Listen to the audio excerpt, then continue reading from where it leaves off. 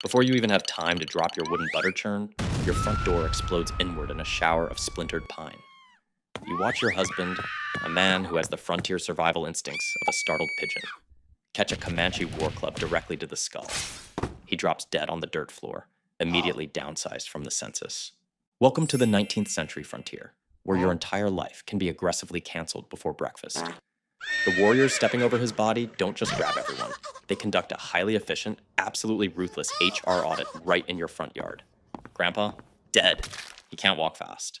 Crying infant, dead. Too loud, bad for stealth. But you are a young, healthy woman of childbearing age. You are the ultimate prize. You aren't killed. You are acquired in the worst hostile corporate takeover in human history. They throw you onto the back of a horse, and your free trial of bodily autonomy officially expires. First comes the commute. You don't get to ride the horse the whole way. Once you hit the desert brush, they make you walk, barefoot, through the American Southwest in the absolute pitch black. If you think stepping on a stray Lego in the middle of the night is bad, try walking through miles of cacti, sharp rocks, and rattlesnake territory. Your feet look like they just went through an industrial meat grinder. And the in-flight meals? Non-existent. If you're lucky, you get a chunk of raw or half-cooked horse meat tossed into the dirt. But if you stop eating to pull a 3-inch mesquite thorn out of your heel, you get beaten with a stick. Stopping means dying. Crying means getting hit. Stumbling means getting hit harder. You learn the very first rule of your new life incredibly quickly. Your personal feelings are now completely irrelevant to your survival. Eventually, you reach the tribal camp. You think, okay, we made it. Maybe I can sit down. Maybe I can get a drink of water. Maybe someone has a prehistoric Band-Aid. Wrong. You are not a guest. You are the human equivalent of a multi-tool that feels pain. You are immediately put to work.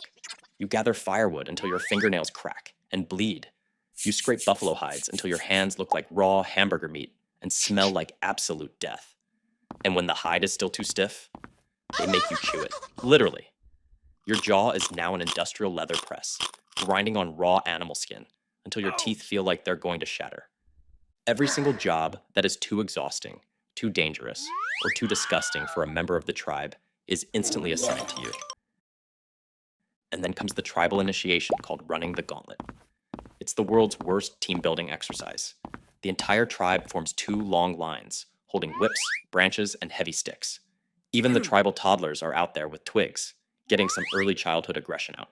Your job is to sprint down the middle while every single person aggressively beats the absolute hell out of you.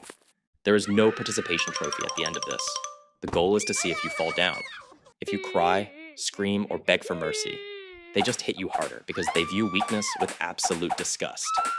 The only way to survive is to turn off your pain receptors, sprint through a tunnel of blunt force trauma, and pretend you aren't currently internally bleeding. So you survive the gauntlet. You think, well, at least I have the other women in the camp to bond with. Women support women, right? Maybe we can start a little frontier support group. Absolutely not. The women in the tribe are your direct supervisors, and they make modern toxic bosses look like certified trauma therapists. They aren't just mean, they are viciously, creatively petty. They steal whatever scraps of clothing you have left. They rip your hair out for fun, and they have a really, really twisted sense of humor. Take a 13-year-old captive named Matilda Lockhart. The women in her camp invented a hilarious game to play with her. Instead of waking her up with a gentle shake or rooster crowing, they would pull a burning stick straight out of the campfire and press it directly into her face. Just for laughs. They did this night after night. By the time Matilda was eventually rescued, her nose had literally been burned off down to the bone. Fire is just a casual disciplinary tool here. Burning coal on your leg is basically the Comanche version of a written warning from HR. But if you manage to survive the beatings, the burns, the endless manual labor, and the starvation diet of roots and scrap meat, you get a massive promotion. You get upgraded from camp pack mule to warrior's wife. Let's talk about the frontier dating scene. Spoiler alert, it's a biological hostage situation. You don't get a Tinder profile. You don't get to go on a coffee date to see if you vibe. You don't get a wedding registry. You are simply handed over to a warrior as a reproductive trophy for a successful raid. Your uterus is now tribal property. You are expected to be a functioning, full-time domestic partner and breeding stock to a guy who probably helped murder your entire family. You cook for him, you clean his weapons, and you are expected to perform all marital duties, whether you want to or not. And keep in mind, You live in a teepee. There are no doors. There are no soundproof walls. You are engaging in a non-consensual honeymoon, while the rest of the camp is sitting 10 feet away, roasting a deer. There is no concept of a headache out here. If you resist, you get beaten until your survival instinct overrides your trauma. You are a human incubator wrapped in a tragedy. So what does your brain do? Your brain does the only thing it can do to stop you from completely losing your mind. It hits the factory reset button. Some people call it Stockholm Syndrome, but out here, it's just survival software. To survive the absolute horror of your reality, you assimilate. You learn the language. Slowly, the English words in your head start to vanish. You forget what a butter churn is.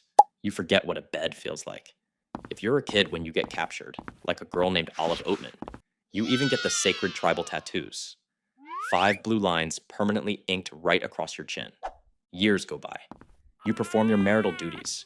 You have children with the warrior, and because human psychology is absolutely wild, you genuinely start to love them. These kids are the only piece of your life that you actually helped create. The memory of your old life fades into a blurry, irrelevant dream. You are a Comanche now. You survived the absolute worst thing a human being can go through, and you built a life in the ashes. And then, just when you finally figure out the rules to this crazy new life, the Texas Rangers show up. A bunch of guys with repeating rifles and extravagant, heavily waxed mustaches raid the camp. They shoot your new husband. They scatter your new friends. They grab you by the arm, drag you away from your screaming children, and say, "Congratulations, little lady, we're rescuing you." You don't want to be rescued. You scream in a language they don't understand. You fight them. You bite them like a rabid animal. Because to you, this isn't a rescue. This is Captivity Part 2. They drag you kicking and screaming back to civilization. And civilization does not know what to do with you. They scrub you down, force you back into a suffocating whalebone corset that rearranges your internal organs, and expect you to just go back to going to church and politely passing the mashed potatoes like you didn't just spend a decade as a tribal warlord's wife. But you aren't the same person anymore. You are a feral survivor with a face tattoo who knows exactly what human flesh smells like when it burns. Imagine sitting in a stuffy 19th century parlor room, holding a tiny porcelain teacup, while wealthy ladies ask you about the weather. You used to skin buffalo with a rock. You used to sleep under the stars. Now you're expected to care about cross-stitching. You walk into a room and everyone stares at you like you are a certified cryptid. Your own family doesn't even recognize you. You flinch when people move too fast. You wake up screaming in the middle of the night because the silence of a bedroom is absolutely terrifying compared to the sounds of the open plains. Take Cynthia Ann Parker. She was captured at age 9 and lived with the Comanche for 24 years. She married a powerful chief. She had 3 kids. She loved her wild, untamed life. When the Texans rescued her, she spent the next 10 years trying to escape back to the tribe. Her white family put her under guard. They treated her like a confused, traumatized pet. Eventually, she just stopped eating. She starved herself to death in a nice, civilized, comfortable bedroom, dying entirely of a broken heart. Because that is the ultimate twisted irony of frontier captivity. If the midnight raid didn't kill you, and the grueling desert commute didn't kill you, and being used as an unwilling reproductive asset didn't kill you, the rescue absolutely broke you. You survived the unimaginable, only to realize that you don't belong in the wild, and you no longer belong in civilization. You are a ghost caught between 2 worlds, carrying scars that nobody else can understand, and speaking a language of trauma that has absolutely no translation. It sucks to be a woman in frontier captivity. Not because you are weak, but because the world forces you to completely destroy your own identity just to survive, and then punishes you for changing.